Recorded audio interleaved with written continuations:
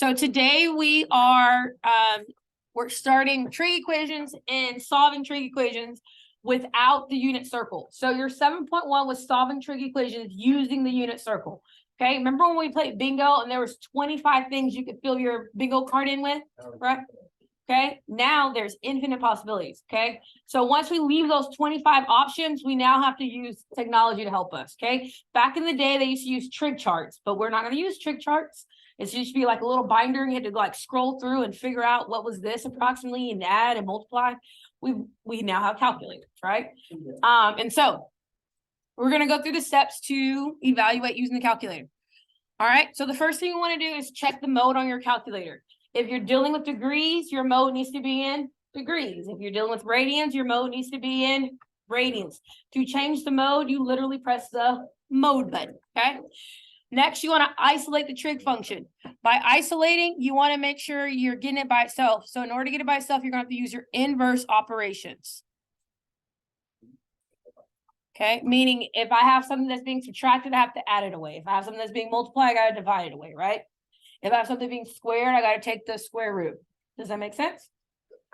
Okay, then we're going to convert the reciprocal function to sine theta, cosine theta, or tan theta. Okay, remembering that our reciprocals. So if I have cosecant theta, that equals 1 over sine theta. If I have secant theta, that equals 1 over cosine theta. And if I have cotangent theta, that equals 1 over tan theta. Those are its reciprocals, okay? I'm taking it as a whole and I am reciprocating it. When you're reciprocating, that basically just means you're doing 1 divided by that value, okay? After that, we're going to be using inverse functions. Your inverse functions on your calculator are your sine to the -1, your cosine to the -1, your tan to the -1. Those are your inverse trig operations.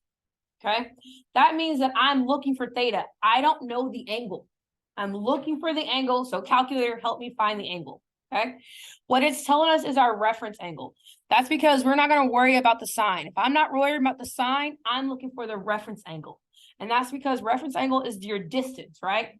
How far are you from the nearest x-axis? And distance is always what? Positive, okay? All right, and then we're going to place the reference angle in the correct quadrants for where the signs go. So these are going to be the 5 steps that we follow. Hopefully you don't think it's too terrible and it goes fairly smoothly, okay? These same 5 steps are going to apply to 7.3, but instead of being in degree mode, your calculator is in radians, okay? Exact same steps, just your mode is different, okay? All right. So to start off, we want to make sure our mode, so we're on the degree side. So we're going to make sure our mode is in degree. So when I press mode, I go down and my degree is bold. I hit enter just to make sure it is.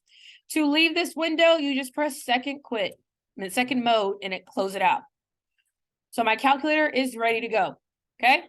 Second step is to isolate the trig ratio, the trig function. So remember how we isolated x's and y's? Same thing here, but instead of x's and y's, it's a trig ratio.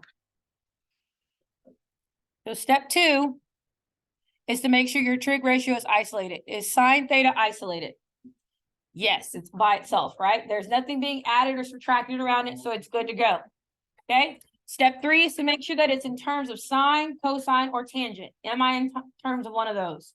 Yes, so I'm good to go. Step 4 is to find the reference angle. So to find your reference angle, we're going to use, this is Miss Jones's weird looking alpha. We've accepted it a long time ago.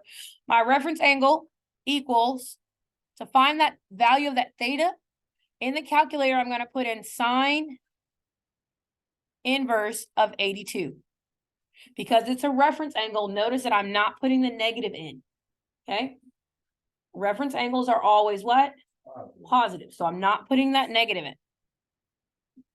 All right, so I'm going to go to my calculator, and I'm going to press second sine to get the inverse, and I'm going to type in 82.82 or 8200s, I'm sorry. And it says round to the nearest degree, so about 55 degrees. If you're not strong at rounding, you can also go to mode and take it off from float to 0. And by pressing entering, and what does that do? It just does the rounding for you. Okay, if you're not strong at rounding for whatever reason. All right, so now I know that my reference angle equals 55 degrees. Okay, the last step is to determine where is this possible? Where can sine be negative? Well, all students take calculus. All students take calculus, right? So sine is positive here and sine is positive here. So that means that my angle is either in quadrant 3 or in quadrant 4. To find the theta in quadrant 3, that's going to be 180 plus 55. To find the theta in quadrant 4, that's going to be 360 minus 55. Okay, so what do I get? 235 degrees and 305 degrees. And those are my answers. And that's following the 5 steps. Mode, isolate, terms of sine, cosine, and tangent, find the reference angle, find where it happens. Questions, comments, concerns? Have a good day. Ms. Jones? Yes. Why did you put the 4 by sin? What for? 4. The Here? no, on your calculator it says sin and then 4 as the It's -1. It's sine to the -1. Yeah. oh, that's a 4. Yeah. So it's second. If you press second sine, it's going to give you the inverse of sine. Okay, I thought it was 4. Sorry. It's just really tiny. Okay. Let's try another one. So here we have cotangent. We're already in mode, right? Second, we want to isolate our trig. So what do I need to do to get cotangent theta by itself? I'm going to divide by 5. So I divide by 5 on both sides, and I get cotangent theta equals 12 divided by 5. Okay. After I've isolated, I need to get it in terms of sine, cosine, or tangent. Cotangent corresponds to who? 1 over tan. So cotangent is going to become 1 over tan theta, which equals 12 over 5.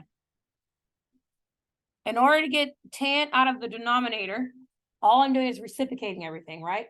Because if I do it to one side, I have to do it to the other. So this becomes tan theta equals 5 over 12. Okay, this is what step 3 is telling you to do. To get it in terms of sine, cosine, or tangent. Yes. If you just plug in the activated 1 over and some phone by the farm, is it you have to swap it and swap the 5 or we don't The 1 over tan part, on you have to put tan inverse. Because you still have to find your reference angle.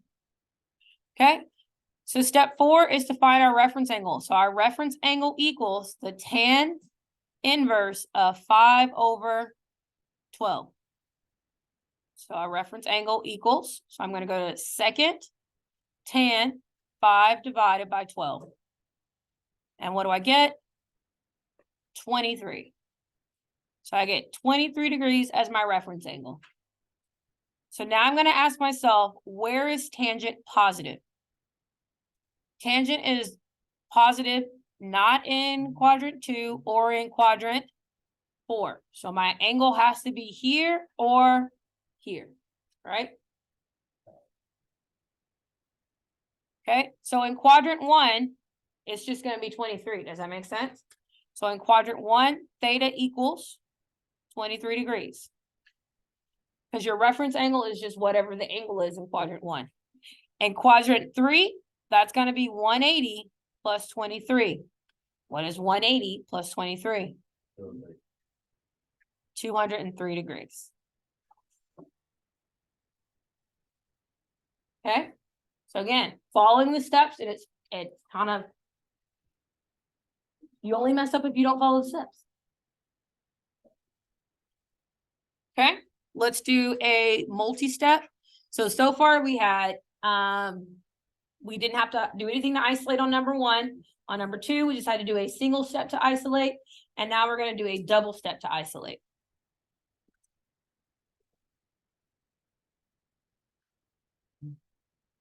So example 3, I need to get cosine theta by itself. What do I need to do to get cosine theta by itself? So remember, and pretend that's x. Before I would divide, what do I need to do to get x by itself? I would need to subtract the 9, right? Remember, when you're doing inverse operation, you're doing PEMDAS backwards, SADMEP. So you're asking yourself, is there anything I can add or subtract away first? Is there anything I can multiply or divide away? Okay. So we're left with 3 cosine theta equals -2. Okay. Now I'm going to divide by 3. And we're left with cosine theta equals -2/3. Okay. Step 2 is done. Step 3 is good. I'm in terms of cosine, so I'm good to go. Step 4 is to find the reference angle. Your reference angle equals cosine inverse of 2/3. Why do I not put negative? Because reference angle is positive. Okay, so I'm going to go to the calculator to find my reference angle. So I'm pressing second cosine, and I have 2 divided by 3. Hit enter, and I get 48. So my reference angle equals 48 degrees. Okay. Step 5 is to determine where does your reference angle fall. So if I need a negative cosine, that means I can't be in quadrant 1 and I can't be in quadrant 4, right? Because that's when x's are positive. So in quadrant 2, that's 180 minus 48. And in quadrant 3, that's going to be 180 plus 48. So what are my two thetas?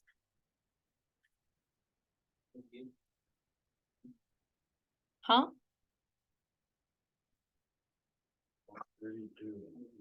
132 degrees and 228 degrees. Gotta borrow.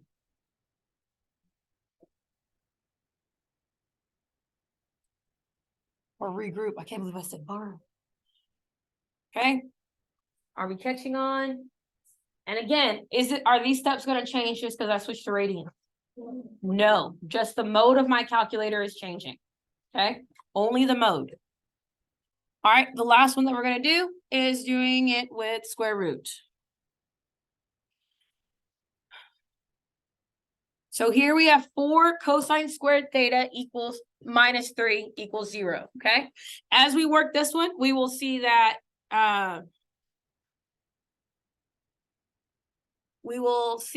we have the skills to do this one without a calculator. Okay, because this kind of goes back to 7.1. All right, so first thing, I need to get cosine squared theta by itself. What do I need to do? I'm going to do what? Add 3. And so we have 4 cosine theta squared equals +3. Okay, after I do that, what do I need to do? Divide by 4. So now we have cosine theta squared equals 3/4. All right. What's different now? It's squared. So what are we going to have to do? Unsquared. We're going to unsquare it. Yes, we're going to take the square root. So we're going to take the square root. And we're left with the square root of 3 over 2. Now, what happens when you take the square root of something? You've heard both. Yes, but what happens when you take the square root of something? It produces what? It produces a plus or minus. So we're looking for when cosine theta is square root of 3 over 2. Is that one of our 25 numbers that could have been on our bingo board? Yeah, it is one of our 25 that could be on our bingo board, which means that it refers to our what? Our circle. So in terms of the circle, cosine is which coordinate? Our x. So we're looking for all the places where x equals what? Negative or positive square root 3/2. What are they? 30, 40, 30. Anyone else? I have no clue why he is, but we're gonna. Oh, no, it's 150. Two, 210. Then What? And we did it without the calculator. Why? Because of our unit circle. It's our friend. Huh? I said you can throw that. It's our calculator out the friend. Window now. Okay? All those bags? They Yes, have maybe. numbers on them? How many